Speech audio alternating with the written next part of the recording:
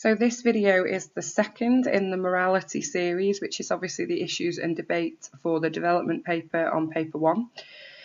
We've already looked at Piaget's theory of morality, so this video is going to focus on Kohlberg's development of morality theory. You need to be able to describe this. You also need to be able to discuss the weaknesses of Kohlberg and Piaget's theories together. And your challenge here is, why is studying moral development so difficult? What problems may that pose for different psychologists? It's imperative that you've done your flipped learning before you watch this video. I'm actually going to use the original task that Kohlberg presented in his study to the students to let you explore this. So if you haven't already done your flipped learning on this, please pause and do that first. I want us to just have a quick look at this scenario, and I want you to have a reflect on what you think about it, basically. So let's go through it together. So a woman was on her deathbed. There was one drug that the doctors thought might save her. It was a form of radium that a druggist in the same town had recently discovered. The drug was expensive to make, but the druggist was charging 10 times what the drug cost him to produce. He paid $200 for the radium and charged $2,000 for a small dose of the drug. The sick woman's husband, Heinz, went to everyone he knew to borrow the money, but he could only get together about $1,000, which is half of what it cost. He told the druggist that his wife was dying, and he asked him to sell it cheaper or let him pay later. But the druggist said, "No, I discovered the drug and I'm going to make money from it." So Heinz got desperate and broke into the man's laboratory to steal the drug for his wife. Should Heinz have broken into the laboratory to steal the drug for his wife? Why or why not? I just want you to have a little think about what your initial thoughts are on this. I want you to try and make a judgment on your answer to that question. So whether Heinz should have broken into the laboratory and stole the drug for his wife or not. On the next slide, I'm going to ask you some questions. So I just want you to consider these questions, and I think it'd be a really good point here for you to pause the video and jot down your answers to these. So what are your initial thoughts? Should Heinz have stolen the drug? Would it change anything if Heinz didn't love his wife? What if the person dying was a stranger? Would it have made any difference? And should the police arrest the chemist for murder if the woman dies? I want you to just pause the video and jot down your thoughts to these questions, please. Okay, welcome back. I now want you to think about, now you've decided your point of view on this scenario, how do you think other points of views may differ? So what would you expect your grandma to say to this? Do you expect there to be any difference if you were to ask a younger relative? Do you think your best friend would share your thoughts? And again, I just want you to pause the video and reflect on that, whether you think there'd be differences and what you think differences would be and where you think those differences might come from. Okay. So now you've reflected on your situation, on your opinion of the scenario given, and hopefully you've also thought about whether there would be any deviation from people's morality decisions on this and where you think those deviations would come from. What's interesting here is that Kohlberg's original study studied the answers from children of different age groups to these questions. Kohlberg hoped to discover the ways in which the moral reasoning changed as people grew older, to see if there was a difference in the moral reasoning or moral thinking between different age groups. Now, his sample comprised 72 Chicago boys aged between 10 and 16 years old, 58 of whom were followed up at 3 yearly interviews for 20 years. Now, each boy was given a 2-hour interview based on 10 dilemmas, and Heinz was genuinely one of those dilemmas that was used. What Kohlberg was mainly interested in was not whether the boys judged the action as right or wrong, but the reasons that they gave to support their decision.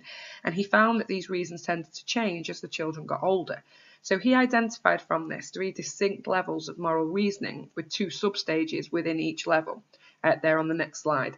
People can only pass through these levels in the order listed, and each new stage replaces the reasoning typical of the earlier stage. And actually, not everybody achieves all the stages.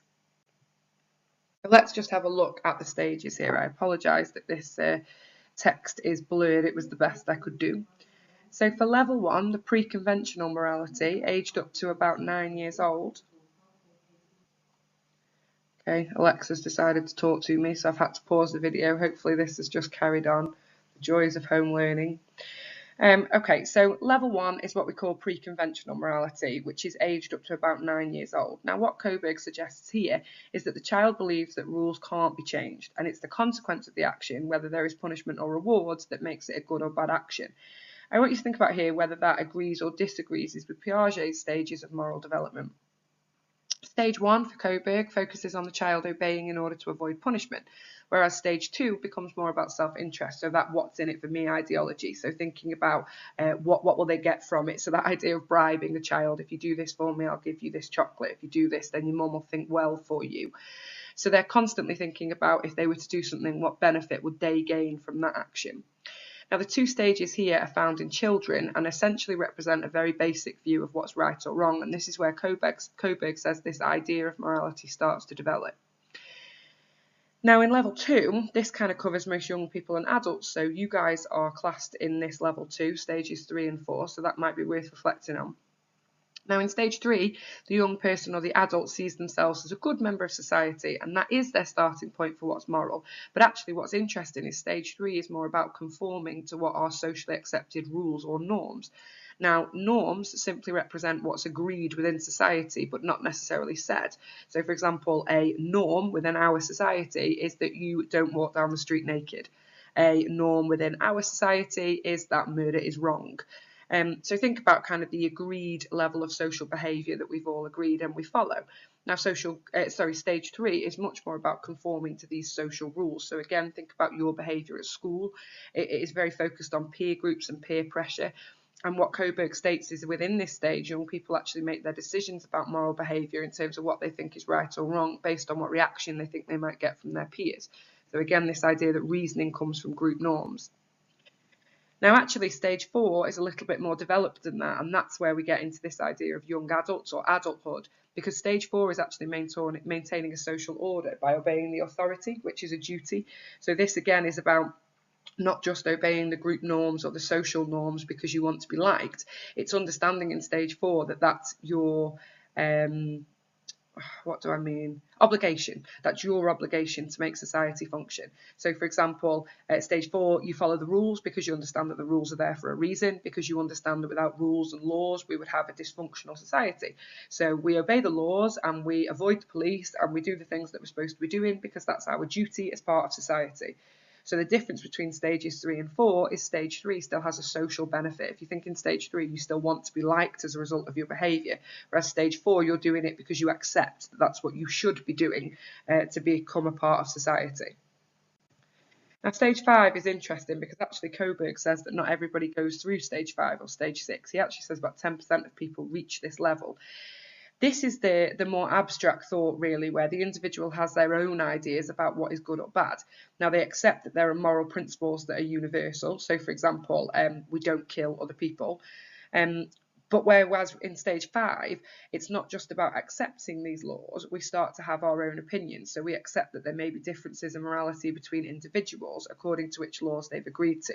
And it's this understanding here that people have different moral principles based on what culture they're from, what religion they follow, what country they grew up in.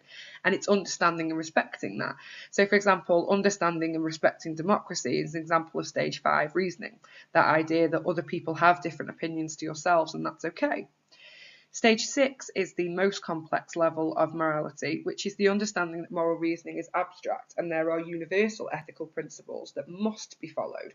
And this stage again emphasises right or wrong actions beyond the individual laws. So again, not just doing what you're told to do and not just doing it and having an opinion on it. It's that understanding beyond those laws as to what you think is moral or not.